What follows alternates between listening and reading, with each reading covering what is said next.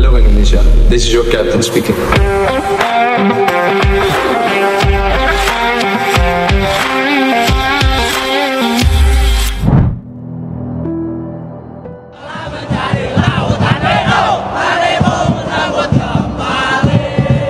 Jika ada satu tim yang ditinggal oleh 14 pemainnya dalam satu waktu, dan sebagian besar dari mereka adalah pemain inti, maka itu layak disebut sebagai tragedi terbesar yang bisa menimpa sebuah kesebelasan. Tapi anehnya hal itu benar-benar terjadi, dan terjadi di Persib Bandung. Anehnya tak ada tangisan berlebih, tak ada kegaduhan, tak ada gejolak kesedihan. Bahkan publik seolah menyambutnya dengan tenang, dengan rasa percaya. Seolah-olah tak ada sesuatu petaka yang terjadi. Justru yang kita lihat adalah euforia, sambutan meriah untuk wajah-wajah yang baru, suasana yang bukan kelam tapi justru berwarna. Dan seketika itu timbullah pertanyaan-pertanyaan besar, mengapa itu bisa terjadi? Mengapa tim sekelas Persib Bandung yang baru saja mencetak sejarah back-to-back champions justru memilih jalan ekstrim dengan mencuci gudang? Apa yang sebenarnya terjadi di balik semua ini? Maka dalam video ini, Icam Sport akan mengupas satu kalimat sakral, sebuah kalimat pendek namun syarat makna, kalimat yang pernah dilontarkan oleh sosok arsitek juara Boyan Hodak.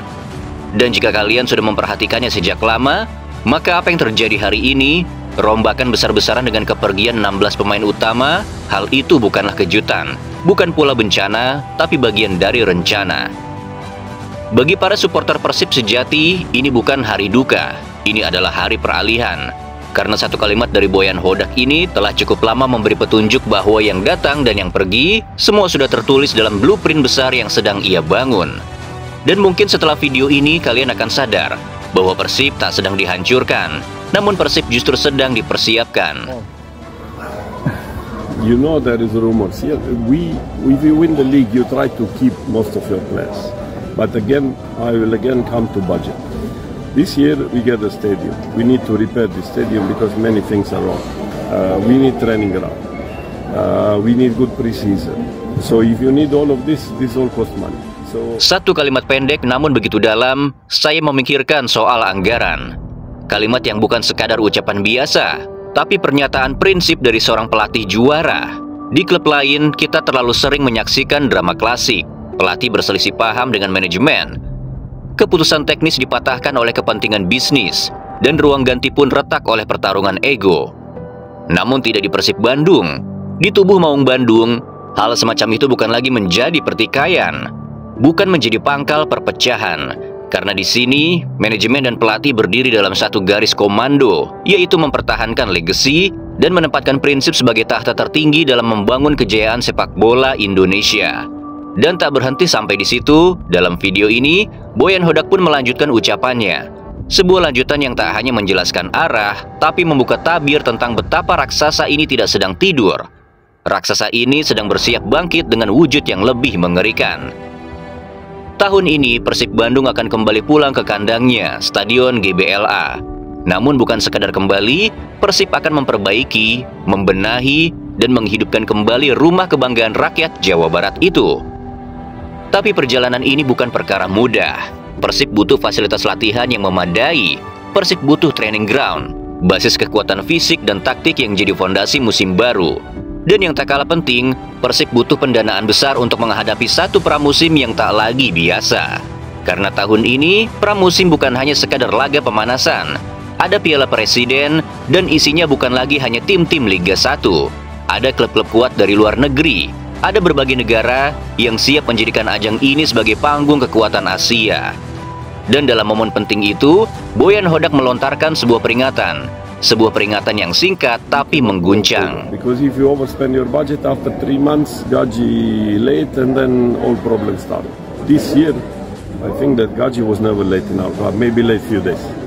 But it was always paid. Bonuses are always paid. Sometimes late but paid. So this one not many clubs. Ya, kita semua sepakat. Terlalu banyak klub di Liga 1 yang membakar anggaran di awal musim. Dan 3 bulan kemudian, mereka mulai menunggak gaji. Dari sanalah semua masalah dimulai. Ini bukan sekadar kritik. Ini adalah peringatan dari pelatih yang sudah makan asam garam kompetisi Asia. Ia tahu betapa bahayanya euforia yang tak terukur.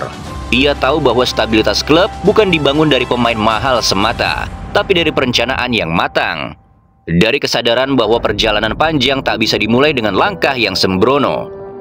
Dan itulah kenapa Persib memilih jalan berbeda, bukan jalan yang ramai, tapi jalan yang benar. Lalu mulai bermunculan suara-suara, pertanyaan demi pertanyaan menyeruak ke permukaan. Kenapa harus dirombak? Kenapa tidak mempertahankan saja skuad yang sudah terbukti membawa Persib jadi juara musim berturut-turut? Kenapa tidak lanjutkan saja dengan pemain-pemain lama tanpa perlu bongkar pasang? Dan untuk menjawab itu, kita hanya perlu mendengar pernyataan dari sang arsitek sendiri. All players from other clubs want to come. But of course we won the 2 trophies and now everybody want to sign our players. And they offering them much bigger salary than what they have here. We cannot fight. Everybody ask about Chiro, but we want Chiro to stay. But we offered him 1 year and he got offered from other club 3 years for much bigger money. You cannot fight it. This is situation in football. Every year some clubs have money. So there are, I think, 3 clubs that have more money than us and they're offering big salaries. So we cannot stop that.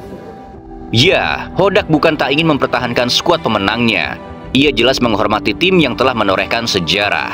Namun sepak bola profesional tak berjalan di atas romantisme semata. Karena faktanya, skuad yang sama belum tentu bernilai sama. Nama boleh tetap Nick Wipers, Ciro Alves, David da Silva, atau bahkan Kevin Ray Mendoza. Tapi market value-nya hari ini tak lagi seperti setahun atau 2 tahun lalu. Saat pemain-pemain itu membawa Persib ke puncak, nilai mereka melonjak seperti Bitcoin di masa emasnya. Tak hanya diincar klub lokal, tapi juga dilirik klub luar. Dan lebih dari itu, kita semua tahu, dalam sepak bola modern, tidak semua pendekatan datang dari lapangan hijau.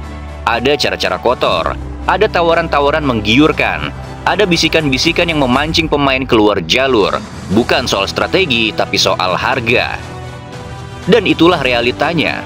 Persib bukan sedang melepas pemain, Persib sedang menjaga marwah. Karena mempertahankan juara tak hanya soal menahan nama besar, tapi juga menjaga keseimbangan, menjaga sistem, dan memastikan bahwa yang bertahan masih mau bertarung dengan semangat yang sama seperti saat mereka datang dari nol. Maka perombakan ini bukan langkah gila.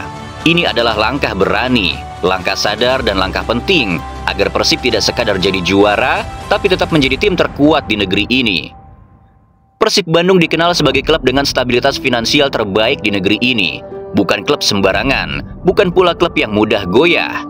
Namun sekalipun Persib kuat secara finansial, bukan berarti mereka siap menghamburkan dana demi romantisme masa lalu.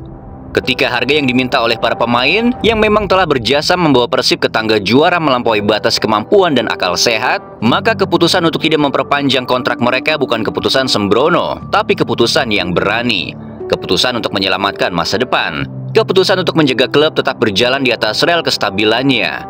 Dan sejarah telah menunjukkan, klub yang tak bisa mengendalikan gairah akan hancur oleh ambisi sendiri. Lihatlah PSIS Semarang. Beberapa musim lalu mereka membangun skuad mewah, mendatangkan Taisei Marukawa, Ali Sesai, Carlos Fortes, dan banyak nama top lainnya. Namun apa yang terjadi hari ini?